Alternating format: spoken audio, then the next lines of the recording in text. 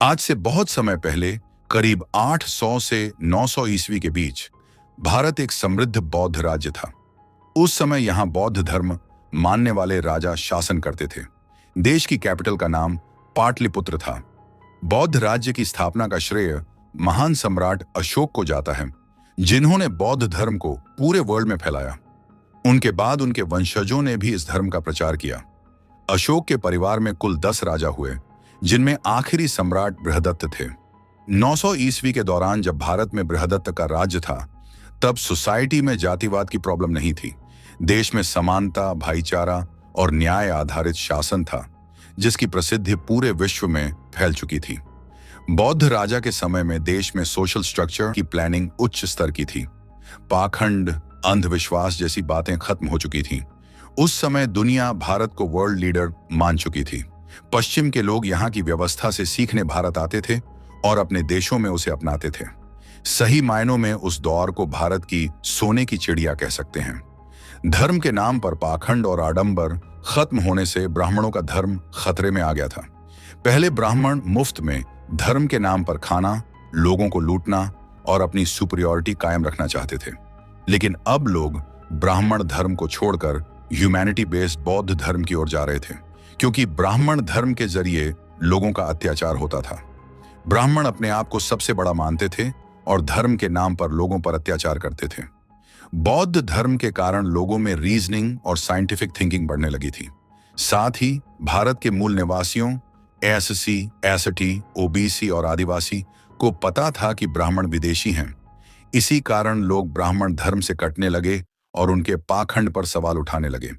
बौद्ध शासन में सभी समानता और न्याय पर आधारित शासन के अंतर्गत थे, जिससे सभी को जस्टिस मिलता था। ऐसे में ब्राह्मणों को चिंता हुई कि अगर यही हाल रहा तो उनकी झूठी बनाई सुपीरियरिटी समाप्त हो जाएगी और उनके पुराने रूल्स खत्म हो जाएंगे। इसीलिए ब्राह्मणों ने अपना धर्म बचाने के लिए एक कंस्पिरेसी रची। देश के कोने कोने से ब्राह्मण इकट्ठा हुए और बौद्ध राजा बृहदत्त को मारने की योजना बनाई। इस काम को बृहदत्त की सेना के सेनापति पुष्यमित्र शुंग को सौंपा गया। पुष्यमित्र ने महल में ऐसे सोल्जर्स तैनात किए जो उसके सपोर्टर्स थे, ताकि बृहदत्त का कत्ल इजीली किया जा सके। उसने खुले दरबार में बृहदत्त की हत्या की और पाटलिपुत्र पर कब्जा करके खुद को किंग डिक्लेयर कर दिया। ब्राह्मणों की कॉन्स्पिरेसी सक्सेसफुल रही और देश पर फिर से उनका रूल स्थापित हो गया। इसके बाद ब्राह्मणों ने बौद्ध धर्म मानने वालों पर अत्याचार करना शुरू कर दिया। लाखों बौद्ध भिक्षुओं को जबरन ब्राह्मण धर्म मानने पर मजबूर किया गया और जो नहीं माने उन्हें मार दिया गया। कई बौद्ध भिक्षु देश छोड़ने पर मजबूर हुए और जो भारत में ही रहे उन पर कास्ट सिस्टम लागू कर दी गई। देश के मूल निवासियों को जातियों में डिवाइड कर दिया गया और बौद्ध धर्म की किताबों को डिस्ट्रॉय कर दिया गया, ताकि कोई फिर से ब्राह्मणों के खिलाफ न उठ सके। बौद्ध धर्म के अनुयायियों के पूरी तरह से दमन के बाद पुष्यमित्र ने अपने कवि वाल्मीकि को कहा कि उसके नाम को अमर करने वाली कहानी लिखे। वाल्मीकि ने उसे राम का नाम देकर रामायण नामक कहानी लिखी।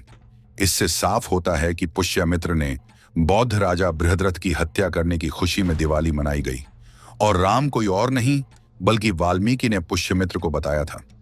यह ध्यान देने वाली बात है कि सुप्रीम कोर्ट ने भी अपने ऐतिहासिक फैसले सच्ची रामायण बनाम रामायण में कहा है कि रामायण एक काल्पनिक कहानी है।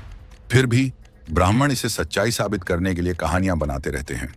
पौराणिक समय में असुर शब्द को नेगेटिव रूप में लिया जाने लगा।